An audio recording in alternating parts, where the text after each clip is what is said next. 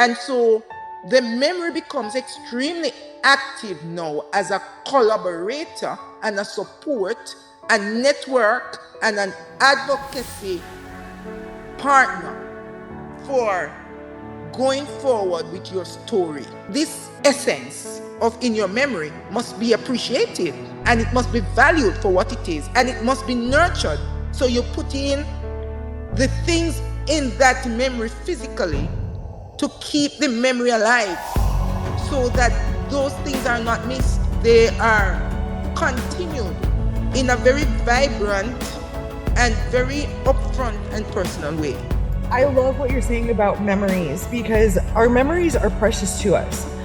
My memories of my father, who passed away 18 years ago, are honored and treasured by me. I don't ever want to forget the sound of his laugh and the way he talked and walked and just was. So the fact that you're talking about just honoring our memories and them being present, and the library, my mindscape is, for all of my memories, because I did do EMDR therapy, is actually Hogwarts Library. I love the way that they had everything, and my darker memories are put into a restricted section. But the memories that I'm most fond of are right there in the front of my library in very vibrant books. And I take those books out all the time just to refresh myself, because he passed away 18 years ago. And my memories of my children and things like that. So I had to say, I love your topic today, and it's wonderful that you are talking about how important our memories are to us and how they mold our personalities in a sense.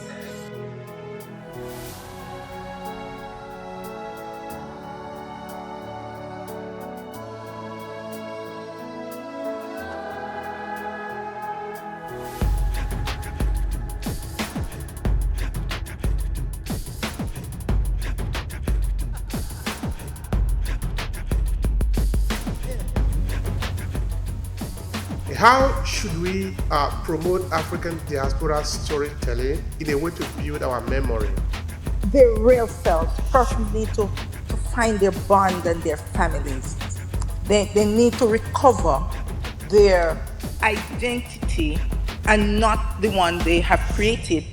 Because to frame your identity, there is a saying that says, you will never be able to move forward in the future without understanding or knowing your past.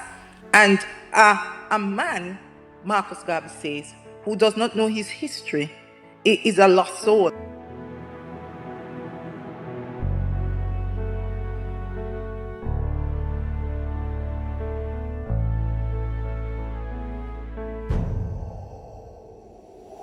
And so one of the ways I feel that memory is important is the way we seek to make an effort wherever we are in the world to go back to where our brain started.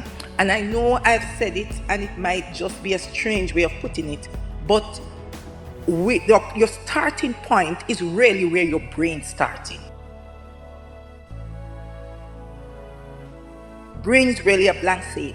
For that slate to be filled, you have to know the different spaces that you have and occupy those spaces. And it starts with the brain. And so one of the ways to translate that memory into the African diaspora is to know our roots. Knowing our roots does not mean that we move backward. Knowing our roots helps us to bounce forward with certainty. It's not going backward at all. It is understanding the power that we have, where that power originated, how it has been derived and nurtured, and for us to connect it in a real way to make us more powerful and emerge stronger. The next thing, and so that is recovering our lost heritage for me and our lost histories. Another way is to empower through storytelling. Empower, provide a platform for Africans in the diaspora to reinforce their identity and celebrate themselves, their roots, their family, their uniqueness, their gifts, their unique talents and abilities, their capabilities. And so they can navigate the complexities of their identity in a multicultural world. So what I would say, and it's something that I think the Chinese have mastered very well, is that wherever we are in the world as Africans, that we help support and build each other.